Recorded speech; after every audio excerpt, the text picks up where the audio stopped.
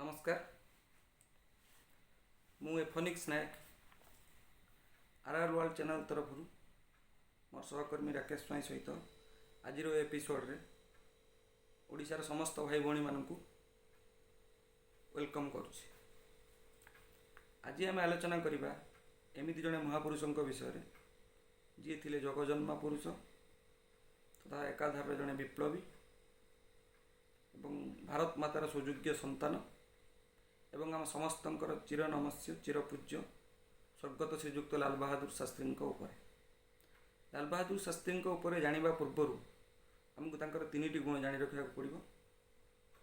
तांकर तीन गुण थिला ईमानदारी, काबिलियत और देशप्रेम।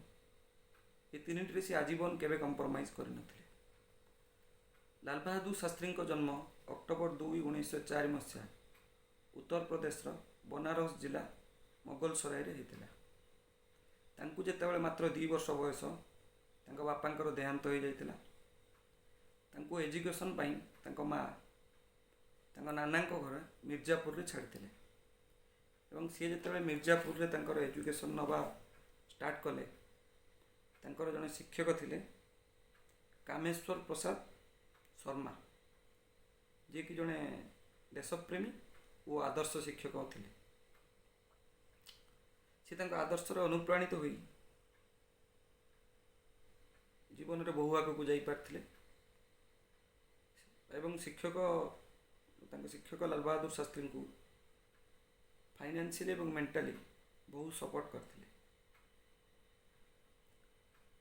लाल बहादुर शास्त्री 1915 रे जितेबाला गांधीजी भाषण शुणिले से एत मात्रा अनुप्राणित होते एवं भावविहल हो जाते। देशपाई किसी करवा एवं देशपाई जीवन दबा से पछघुंचा दे नथिले। सेथिपाई जेतेबाला गांधीजी 1921 रे असहयोग आंदोलन डाकरा देले सेतेबाला भारतर कोण अनुकोण नव युवक माने सब बड़ बड़ चाकरी बड़ बड़ बिजनेसमैन हाईली यूनिवर्सिटी बड़ बड़ स्टूडेंट माने समस्ते आंदोलन में सहयोग करते। लाल बहादुर शास्त्री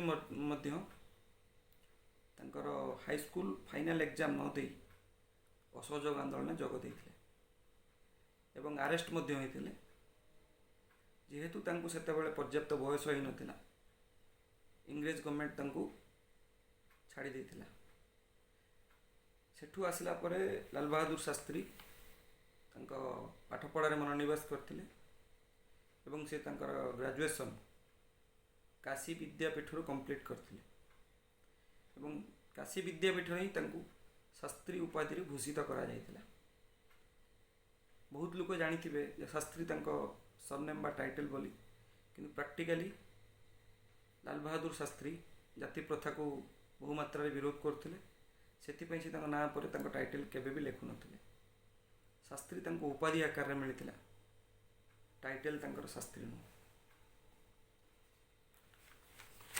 यापर 1928 मसीह श्रीमती ललिता देवी सहित बिना यौतुक निराडंबर भाव विवाह होता। से यौतुक प्रथा को घोर विरोध करते।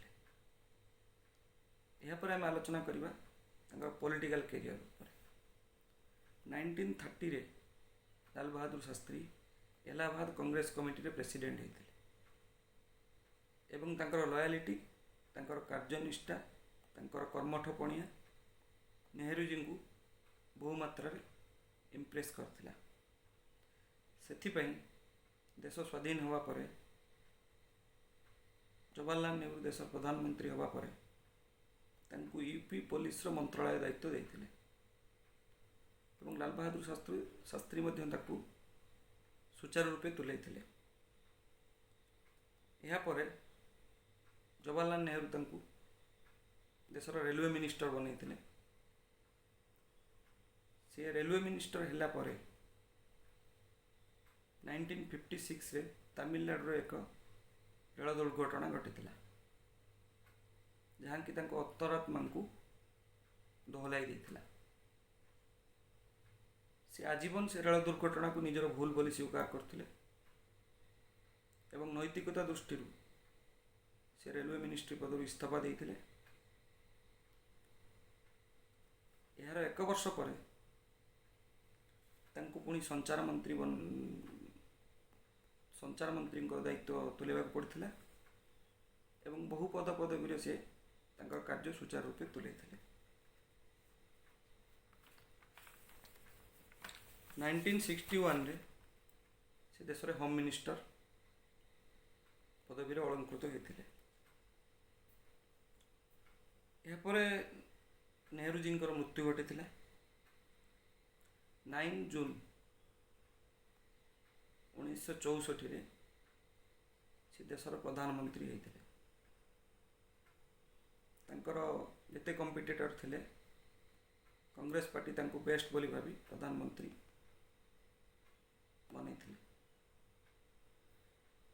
ସେ 1964 ଦେଶର ପ୍ରଧାନମନ୍ତ୍ରୀ ହେଲା ବେଳକୁ ସେ ଏମିତି ଜଣେ ପ୍ରଧାନମନ୍ତ୍ରୀ, ତାଙ୍କ ପାଖରେ କାରଟିଏ ବି ନଥିଲା, ଭାରି ସାମାନ୍ୟ ଜୀବନ ସେ ଅତିବାହିତ କରୁଥିଲେ। କୌଣସି ପ୍ରକାର ପ୍ରାଚୁର୍ଯ୍ୟ ଐଶ୍ୱର୍ଯ୍ୟ ପ୍ରତି ତାଙ୍କର ଲାଳାୟିତ ନଥିଲେ।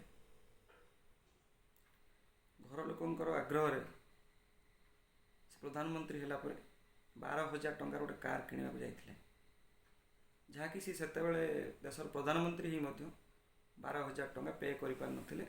ତାଙ୍କୁ ବ୍ୟାଙ୍କ ଲୋନ୍ ନେବାକୁ ପଡ଼ିଥିଲା, ଯାହା ତାଙ୍କ ମୃତ୍ୟୁ ପରେ ତାଙ୍କ ସ୍ତ୍ରୀ ତାଙ୍କୁ ପେନ୍ସନ୍ ପଇସାରେ ଲୋନ୍ କ୍ଲିୟର କରିଥିଲେ। ସେ ଏମିତି ଜଣେ ଲୟାଲ ପ୍ରଧାନମନ୍ତ୍ରୀ ଦେଶର ଥିଲେ, ଯାହାକୁ ଦେଶ ଆଜୀବନ ମନେ ରଖିବ।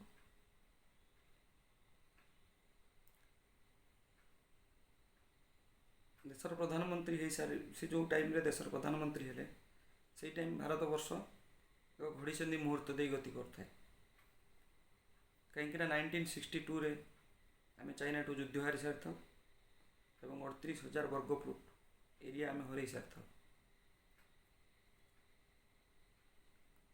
ଏବଂ ବୁଝ ଉପରେ ନଳିତା ବିଡ଼ା ଭଳି ଏହା ପରେ ପରେ ନେହେରୁଜୀଙ୍କ ମୃତ୍ୟୁ ଦେଶ ପାଇଁ କିଛି କମ୍ ସମ୍ମାନ ଥିଲା।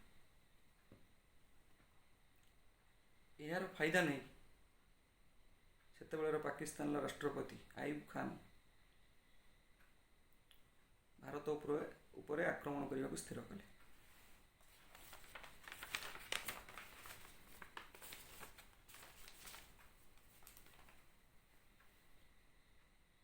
ନାଇନଟିନ୍ 1965ରେ ସେ କାଶ୍ମୀର ପଟୁ ଦୁଇଟି ମର୍ଚ୍ଚା ଖୋଲି ଭାରତ ଉପରେ ଆକ୍ରମଣ କଲେ।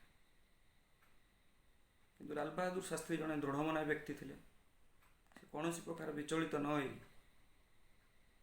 ଭାରତୀୟ ସେନାକୁ ଇନ୍ସପାୟାର କରିବାକୁ ସେତେବେଳେ ସେ ଗୋଟେ ସ୍ଲୋଗାନ ଦେଇଥିଲେ। ସ୍ଲୋଗାନ ଥିଲା, ତାକତର ଜବାବ ତାକତରେ ଦିଆଯିବ। ପ୍ରତି ଗୁଳିରେ ଜବାବ ଗୁଳିରେ ହିଁ ଦିଆଯିବ, ଯାହାକି ଭାରତୀୟ ସେନାଙ୍କୁ ବହୁମାତ୍ରାରେ ଉତ୍ସାହିତ କରିଥିଲା ଏବଂ ଭାରତୀୟ ସେନା ପାକିସ୍ତାନ ସେନାର ଦୃଢ଼ ଜବାବ ଦେଇଥିଲେ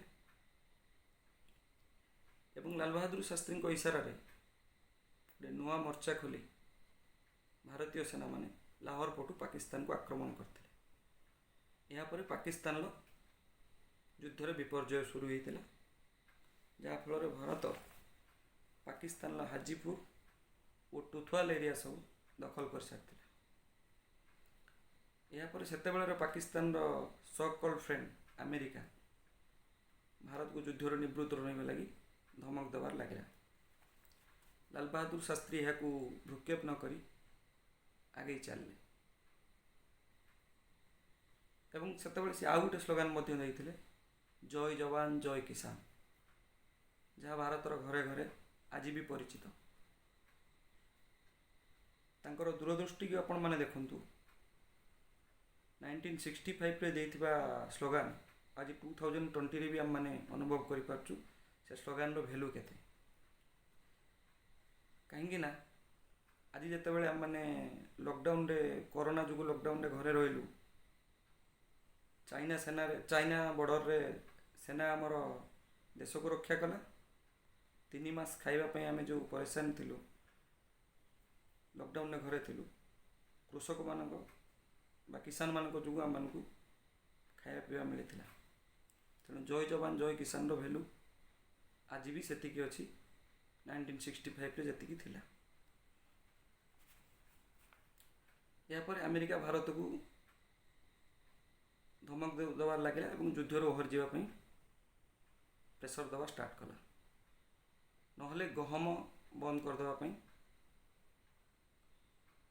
ଧମକ ଦେଲା। ସେଥିପାଇଁ ଲାଲ ବାହାଦୁର ଶାସ୍ତ୍ରୀ ରାତ୍ରି ଭୋଜନ ଭାରତୀୟମାନଙ୍କୁ ପରିତ୍ୟାଗ କରିବାକୁ ଅନୁରୋଧ କରିଥିଲେ, ଯାହା ଆମେରିକା ପାଇଁ ଏକ ଦୃଢ଼ ଜବାବ ଥିଲା। ଏହାପରେ ୟୁଏନ୍ର ଇଣ୍ଟରଫିୟରେନ୍ସରେ 23 ସେପ୍ଟେମ୍ବର 1965ରେ ଯୁଦ୍ଧ ବିରାମ ଘୋଷଣା ହେଲା ଏବଂ ରୁଷିଆର ମଧ୍ୟସ୍ଥତାରେ 3 ଜାନୁଆରୀ 1966ରେ ତାସ୍କେଣ୍ଟ ଚୁକ୍ତି ହୋଇଥିଲା। ପାକିସ୍ତାନର ପ୍ରେସିଡେଣ୍ଟ ଆୟୁବ ଖାନ୍ ଲାଲ ବାହାଦୁର ଶାସ୍ତ୍ରୀ ତାସ୍କେଣ୍ଟ ଚୁକ୍ତି ପାଇଁ ତାସ୍କେଣ୍ଟରେ ପହଞ୍ଚିଲେ। ତାସ୍କେଣ୍ଟ ଚୁକ୍ତି ସରିଲା ପରେ ହୋଟେଲ ରୁମ୍ରୁ ଆସି ଲାଲ ବାହାଦୁର ଶାସ୍ତ୍ରୀ ଯେତେବେଳେ ତାଙ୍କ ଘରକୁ ଫୋନ୍ କଲେ, ତାଙ୍କ ଝିଅ ଫୋନ୍ ଉଠାଇଲେ। ସେ ତାଙ୍କୁ ପଚାରିଥିଲେ ଆଜିର ଚୁକ୍ତି କେମିତି ଲାଗିଲା। ତାଙ୍କ ଝିଅ କହିଲା ଜମା ବି ଖୁସିକର ନଥିଲା। ନା ତ ମା' କ'ଣ କହୁଛି? ନା ମୋ ମା' ବି ଜମା ଖୁସି ନୁହଁ। ଏବଂ ଲଳିତା ଦେବୀ ଫୋନ୍ରେ କଥା ହେବା ପାଇଁ ମଧ୍ୟ ଲାଲ ବାହାଦୁର ଶାସ୍ତ୍ରୀଙ୍କୁ ମନା କରିଦେଇଥିଲେ। ଏବଂ ଲାଲ ବାହାଦୁର ଶାସ୍ତ୍ରୀ ମଧ୍ୟ ଅନ୍ତରାତ୍ମାରୁ ଭାରି ଦୁଃଖିତ ଥିଲେ, କାହିଁକିନା ହାଜିପୁର ଆଉ ଟୁଥୱାଲ ତାଙ୍କୁ ପାକିସ୍ତାନକୁ ଫେରାଇବାକୁ ପଡ଼ିଥିଲା। ଏହାପରେ ଲାଲ ବାହାଦୁର ଶାସ୍ତ୍ରୀ ରାତ୍ରି ଭୋଜନ କରି ଜଲ୍ଦି ଶୋଇବା ପାଇଁ ଯାଇଥିଲେ, କାହିଁକିନା ସକାଳୁ ତାଙ୍କର କାବୁଲ ଯିବାର ଥିଲା। ତାପରେ ତାଙ୍କ ରାତିରେ ଆକ୍ସିଡେଣ୍ଟାଲ ଡେଥ୍ ହେଇଥିଲା, ଯାହାକୁ ପଛରେ ହାର୍ଟ ଆଟାକ୍ ବୋଲି କୁହାଗଲା। ହାର୍ଟ ଆଟାକ୍ରେ ଡେଥ୍ ହେଇଥିଲା ବୋଲି କୁହାଗଲା। କିନ୍ତୁ ତାଙ୍କ ସ୍ତ୍ରୀଙ୍କର କମ୍ପ୍ଲେନ୍ ଥିଲା ତାଙ୍କ ମର ଶରୀର ନୀଳ ପଡ଼ିଯାଇଥିଲା ଏବଂ ତାଙ୍କ ବଡ଼ିରେ କିଛି କଟ୍ ଥିଲା ବୋଲି। କିନ୍ତୁ ଦୁଃଖର ବିଷୟ, ଭାରତର ଜଣେ କାର୍ଯ୍ୟକାରୀ ପ୍ରଧାନମନ୍ତ୍ରୀ ବାହାର ଦେଶରେ ଅଲ୍ ଅଫ୍ ସଡନ୍ ରାତିରେ ଡେଥ୍ କଲା ପରେ ନା ତାଙ୍କର ତାସ୍କେଣ୍ଟରେ କୌଣସି ପ୍ରକାର ପୋଷ୍ଟମର୍ଟମ୍ ହେଇଥିଲା, ନା ଦିଲ୍ଲୀ ତାଙ୍କ ମର ଶରୀର ଆସିଲା ପରେ ବି ତାଙ୍କର ପୋଷ୍ଟମର୍ଟମ୍ ହେଇଥିଲା, ଯାହାକି ତାଙ୍କ ମୃତ୍ୟୁର ପ୍ରହେଳିକାକୁ ଆଜି ପର୍ଯ୍ୟନ୍ତ ସଲ୍ଭ କରିପାରିନାହିଁ। ସେତେବେଳେ ଭାରତବର୍ଷରେ ବୋବାଲ ଖଡ଼ା ହେଇଥିଲା ଏହି ଘଟଣା ପାଇଁ। ସେ ଯାହା ବି ହେଉ, କିନ୍ତୁ ତାଙ୍କ ମୃତ୍ୟୁ ଲାଷ୍ଟରେ ଦିଆଯାଇଥିଲା ହାର୍ଟ ଆଟାକ୍ର ମୃତ୍ୟୁ ବୋଲି। ତାର ବି କୌଣସି ମର୍ଡରର କୌଣସି ଡାଟା ବି ନଥିଲା। ତେଣୁ ଦେଶବାସୀ ସେୟାକୁ ହିଁ ଗ୍ରହଣ କରିଥିଲେ। କିନ୍ତୁ ସେଭଳିଆ ଚିରପୂଜ୍ୟ ଚିରନମସ୍ୟ ମଣିଷଙ୍କୁ